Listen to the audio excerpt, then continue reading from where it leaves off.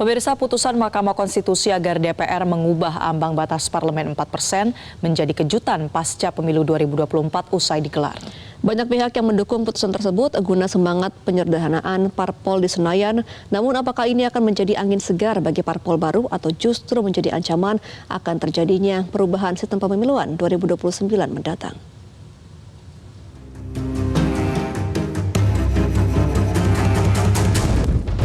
Persoalan klasik dari pemilu ke pemilu tentang ambang batas parlemen atau parliamentary threshold memasuki babak baru usai Mahkamah Konstitusi memutuskan menghapus ambang batas parlemen 4% pada pemilu 2029 mendatang. MK menilai ketentuan parliamentary threshold sebesar 4% suara sah nasional dalam Undang-Undang Pemilu Nomor 7 Tahun 2017 tidak sejalan dengan prinsip kedaulatan rakyat, keadilan pemilu, dan melanggar kepastian hukum yang telah terjamin konstitusi.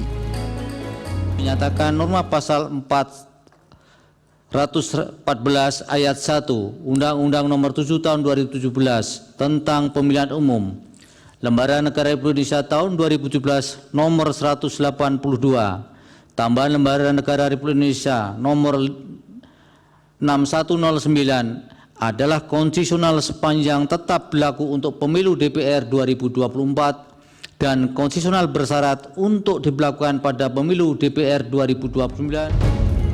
Keputusan resmi penghapusan ambang batas parlemen merupakan gugatan dari Perkumpulan untuk Pemilu dan Demokrasi atau Perludem yang memang sudah lama mempersoalkan ketentuan parliamentary threshold. Permohonan kami, petitum kami itu sebenarnya sederhana saja.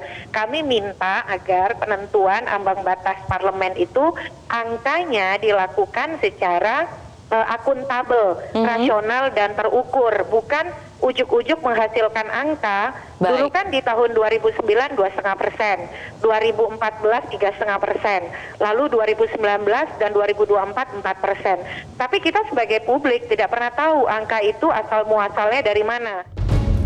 Putusan MK ini tak bisa dipandang sebelah mata dan harus dicermati secara teliti mengingat pemilu 2024 baru saja usai dan sangat berpotensi untuk menjadi pemilu 2029 mendatang sebagai ajang pertempuran partai politik untuk mempertahankan kekuasaannya di Senayan.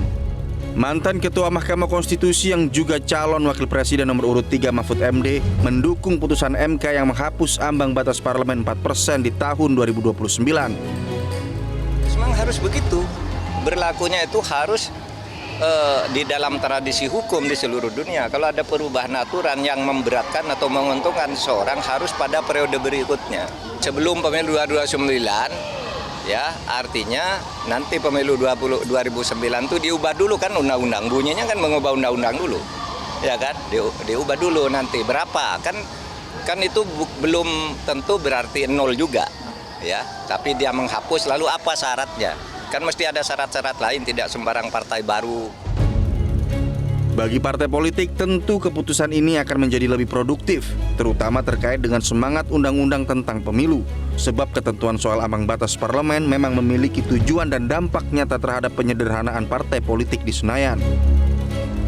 Pesertaan dalam pemilu itu tidak belasan seperti sekarang ini. Gitu. Nah, itu sebenarnya semangat pembuat undang-undang. Ya, tapi sekali lagi Mahkamah Konstitusi itu keputusannya final dan mengikat. Kita hormati saja. Nanti bagaimana sikap DPR yang akan datang kita lihat saja. Tapi inti semangat parliamentary threshold itu adalah konsolidasi demokrasi. Kami dalam posisi mematuhi dan menghormati putusan tersebut.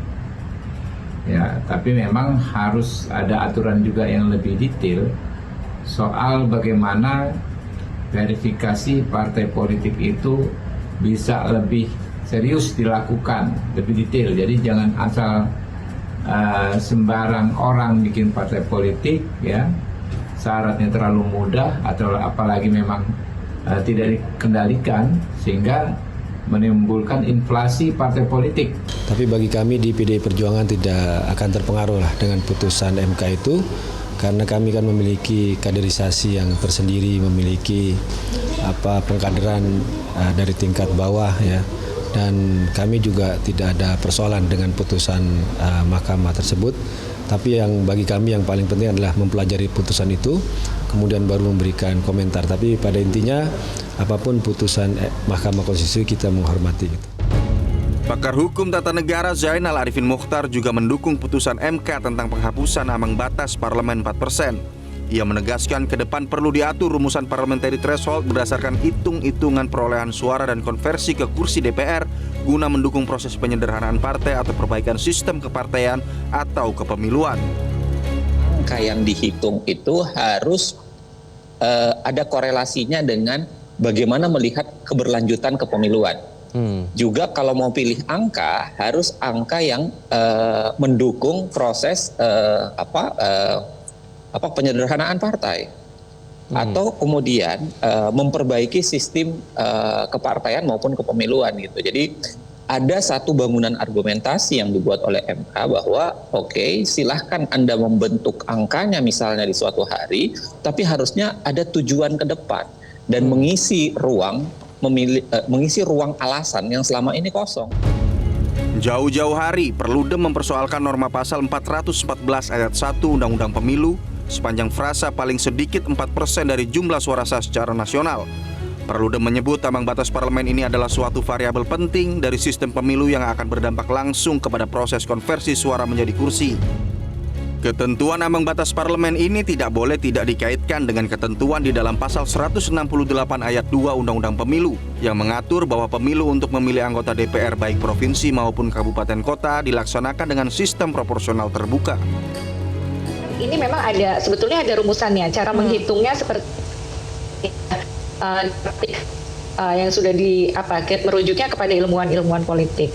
Nah, berapa besar ini akan tergantung kepada misalnya jumlah daerah pemilihannya misalnya. Nah, sehingga angka besarannya berapa itu nanti pembuat undang-undang lah yang akan menghitung. Tergantung dari tadi besaran daerah pemilihan, rata-rata daerah pemilihan, jumlah kursinya. Sehingga kalau misalnya pertanyaannya adalah jadi berapa nanti untuk 2029? Nah, ini masih kita belum ketahui karena bisa jadi jumlah dapilnya berubah. Kini persoalan klasik ambang batas parlemen jadi bola panas. Terlebih dalam putusannya, MK tidak memberikan angka konkret besaran parliamentary threshold. Tentu, pekerjaan berat bagi DPR untuk kembali merumuskan besaran ambang batas parlemen untuk pemilu 2029 mendatang, dengan terlebih dahulu merevisi Undang-Undang Pemilu.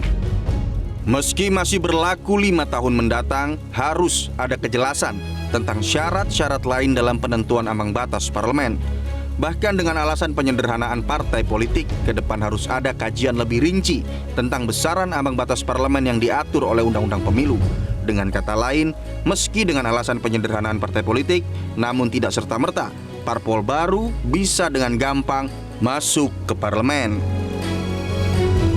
Jelajahi cara baru mendapatkan informasi. Download Metro TV Extend sekarang.